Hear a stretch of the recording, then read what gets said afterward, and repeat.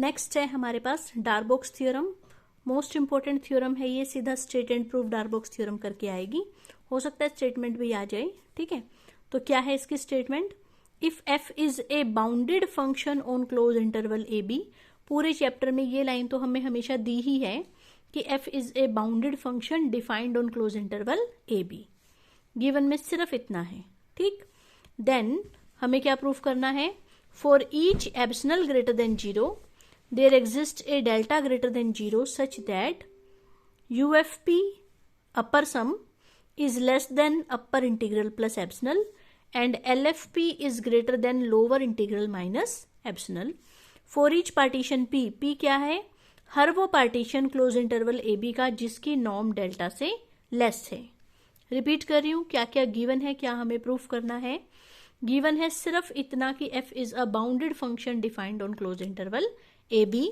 Then हमें show करना है कि हर एप्सिलॉन के लिए हमें एक ऐसा डेल्टा मिलेगा such that upper sum less होगा अपर इंटीग्रल प्लस एप्सिलॉन से और लोअर सम ग्रेटर होगा लोअर इंटीग्रल माइनस एप्सिलॉन से, वेयर P क्या है? P हर उस पार्टीशन को रिप्रेजेंट कर रहा है जिसकी नॉर्म डेल्टा से लेस है। तो ये सब हमें प्रूफ करना है, ठीक। सो हमने लिखा f is a bounded function on close interval a b, ये गिवन था। इसकी डेफिनेशन लगा दी कि there exist a positive number k such that mod of f of x is less than equal to k for all x belongs to close interval a b, ठीक है। Function के हमने bounded होने की definition लगा दी यहाँ पर। उसके बाद अपर इंटीग्रल क्या होता था? Greatest lower bound of UFPs अपर सम। तो ग्रेटेस्ट लोअर बाउंड की डेफिनेशन को बिल्कुल ध्यान से अब हमें समझना है। तो अब हमें ये ग्रेटेस्ट लोअर बाउंड की डेफिनेशन को ध्यान से समझना है। तो मैं इसको पहले वैसे आपको अलग से बताती हूँ। जैसे मान लो अगर U ग्रेटेस्ट लोअर बाउंड हो A का, तो इसकी डेफिनेशन में दो चीजें आती हैं। पहली, U is lower bound of A। Lower bound का मतलब U A के हर एलिमेंट से लेस देन इक्वल टू होगा। दूसरी, U सारे लोअर बाउंड्स में से सबसे बड़ा है, ठीक है। लेकिन उसको लिखते कैसे करके हैं? For each epsilon greater than 0 there exist x dash belongs to A such that x dash is less than U plus epsilon. वैसे तो U सारों से छोटा है, वैसे तो U A के हर एलिमेंट से छोटा है, लेकिन U में अगर हम जरा सा भी एप्सिलॉन ऐड कर दें, बहुत ही छोटा सा नंबर भी अगर हम U में ऐड कर दें, तो वो A के कम से कम एक एलिमेंट से बड़ा जरूर हो जाएगा। रिपीट कर रही हूँ, U अगर ग्रेटेस्ट लोअर बाउंड है A का, तो इसकी डेफिनेशन होती है कि वैसे तो U A के हर एलिमेंट से लेस देन इक्वल टू है, लेकिन अगर हम U में जरा सी भी क्वांटिटी, पॉजिटिव क्वांटिटी ऐड कर दें, तो U प्लस एप्सिलॉन बड़ा हो जाएगा A के कम से कम एक एलिमेंट से। There exist x dash belongs to A का मतलब A में कम से कम एक एलिमेंट ऐसा जरूर होगा x डैश जो कि छोटा हो जाएगा U प्लस एप्सिलॉन से, ठीक है। तो ये ग्रेटेस्ट लोअर बाउंड की डेफिनेशन होती है कि वैसे तो U A के हर एलिमेंट से छोटा होगा, लेकिन अगर हम U में जरा सा भी कुछ ऐड कर दें तो वो A के कम से कम एक एलिमेंट से बड़ा जरूर हो जाएगा। अब यही डेफिनेशन हमें अपर इंटीग्रल की लगानी है। अपर इंटीग्रल की, अब देखो, upper integral, this is greatest lower bound of UFPs where P is a partition of closed interval AB। U की जगह क्या चल रहा है? Upper integral. A सेट हमारा है ये सारा। यहां हम A के एलिमेंट्स को X से लिख रहे थे और यहां इस सेट के जो एलिमेंट है वो कैसे हैं? UFP टाइप के। तो अब मुझे दूसरी लाइन लिखनी है, तो मैं क्या लिखूंगी? For each epsilon greater than 0 there exist some member of A। यहां पर A के मेंबर कैसे हैं? UFP टाइप के, तो मैं लिखूंगी देयर एग्जिस्ट UFP1 मान लो सच दैट वो जो मेंबर था, मतलब कि UFP1 छोटा है U प्लस एप्सिलॉन से। U मतलब जिसको हम GLB कह रहे थे, it means upper integral plus epsilon से। यहाँ हम एप्सिलॉन भी लिख सकते हैं, एप्सिलॉन बाई 2, एप्सिलॉन बाई 3, कुछ भी लिख सकते हैं अपनी जरूरत के हिसाब से। तो सेकंड लाइन देखो दोबारा से, for each epsilon greater than 0 there exist some member of A। यहाँ ए के मेंबर हैं यूएफपी टाइप के, तो मैंने लिखा देयर एग्जिस्ट यूएफपी1 सच दैट वो जो मेंबर था, मतलब कि यूएफपी1 वो छोटा होगा U प्लस एप्सिलॉन से, जिसमें U किसको रिप्रेजेंट कर रहा था, GLB को। हमारा U क्या है यहाँ पर, ये है, तो ये एलिमेंट छोटा है अपर इंटीग्रल प्लस एप्सिलॉन से। देयर एग्जिस्ट UFP1 कहो या there exist a partition P1 of close interval AB कहो, एक ही बात है। तो ये लाइन यहाँ पर लिखी है कि since this is greatest lower bound of the upper sum, therefore for each epsilon greater than 0 there exists a partition P1 of close interval AB। ठीक है, ये मैं बता चुकी हूँ। देयर एग्जिस्ट UFP1 लिखो या there exist a partition P1 of close interval AB लिखो, एक ही बात है, सच दैट UFP1 लेस है upper integral plus epsilon bye 2 से। और क्योंकि P1 पार्टीशन है क्लोज इंटरवल AB का, तो सपोज इसके पॉइंट्स क्या हो गए, x0, x1, x2 से लेकर xp तक। अंडरस्टूड है P1 पार्टीशन में कितने पॉइंट्स हैं, P+1। देखो 1 से लेकर P तक, P पॉइंट्स तो ये हो गए और एक ये हो गया, तो टोटल कितने हो गए, P+1 पॉइंट, जिसमें हमने A और B दोनों को इंक्लूड कर लिया है। इसके बाद अब डेल्टा हमें क्या लेना है वो हमें खुद से सोचना होता है, क्योंकि डेल्टा क्या है, देयर एग्जिस्ट में डेल्टा आते हैं। तो डेल्टा हमने क्या लिया, डेल्टा हमने एक ऐसा नंबर चूज किया जो कि लेस है एप्सिलॉन बाय 4kp-1 से। k क्या था, ये वाला नंबर, p क्या था, जितने इस पार्टीशन में पॉइंट्स आए थे उसके हिसाब से जो p था। ठीक है, तो डेल्टा हमने क्या लिया, एक ऐसा नंबर जो कि लेस है एप्सिलॉन बाय 4kp-1 से, ये हमें ध्यान रखना है। नाउ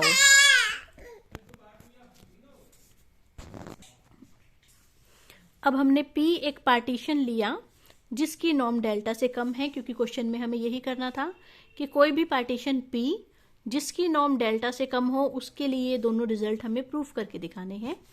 तो P हमने कोई पार्टीशन लिया जिसकी नॉर्म डेल्टा से कम है। अब देखो हमारे पास दो पार्टीशन हो गए, एक तो ये जो P1 आया था और एक ये P। तो फिर हमने P स्टार क्या ले लिया, P और P1 की कॉमन रिफाइनमेंट। कॉमन रिफाइनमेंट क्या होता था, P star is equal to P union P1। P star P का भी सुपरसेट है और जो P स्टार है वो P1 का भी सुपरसेट है, क्योंकि P स्टार P और P1 की यूनियन है। इसका मतलब P स्टार P की भी रिफाइनमेंट है और P स्टार P1 की भी रिफाइनमेंट है, इसलिए इसको क्या बोल रहे हैं, common refinement of P and P1 having at most P-1 additional points than P means P star में P के कंपैरिजन में कितने पॉइंट्स ज्यादा से ज्यादा एक्स्ट्रा आ सकते हैं, P-1 पॉइंट्स। अब ये कैसे हुआ, देखो P1 में पॉइंट्स थे A, B और बीच के पॉइंट्स थे x1, x2, xp-1। P के बता नहीं रखे, मान लो P के हम खुद से मान लेते हैं, A और B तो आने ही आने हैं। बीच के पॉइंट्स हमने ले लिए y1, y2, yr-1। अब हमने इनकी यूनियन करनी है। इसमें मैंने पहले मान लो P वाले लिख दिए सारे, A, B और ये वाले सारे लिख दिए, और फिर मैंने P1 वाले लिख दिए, जिसमें A और B अब दोबारा तो लिखे जाएंगे नहीं, क्योंकि एक सेट में तो एक एलिमेंट को एक ही बार लिखा जाता है। तो A और B अब मैंने दोबारा नहीं लिखे, सिर्फ कौन से लिख दिए, बीच वाले लिख दिए। ठीक है, अब देखो इस यूनियन का नाम था P स्टार। तो P स्टार में P वाले पॉइंट्स के अलावा कौन कौन से पॉइंट आ रहे हैं, P वाले पॉइंट तो ये वाले थे, ये वाले सारे। इसके अलावा P स्टार में फालतू एलिमेंट कौन से आ रहे हैं, जो कि P वालों के अलावा है, कौन से, x1, x2, xp-1। और ये काउंटिंग में कितने हैं, ये P-1 है काउंटिंग में। इसका मतलब P स्टार में P के कंपैरिजन में कितने एलिमेंट्स फालतू आ रहे हैं, P-1। लेकिन ऐसा भी हो सकता था कि सपोज ये वाला एलिमेंट इसके बराबर हो जाता, फिर क्या होता, अब क्योंकि y1 तो मैं ऑलरेडी लिख चुकी हूं, तो फिर मैं x1 को फिर उस सिचुएशन में नहीं लिखती। ठीक है, तो अब ये पॉइंट्स कितने रह गए काउंटिंग में, P-2। इसका मतलब P स्टार में P के कंपैरिजन में कितने पॉइंट्स फालतू आ रहे हैं, P-2। ऐसा भी हो सकता था भाई ये वाला एलिमेंट इसके बराबर हो जाता सपोज, तो क्योंकि हम y2 लिख चुके हैं तो फिर हम x2 नहीं लिखते।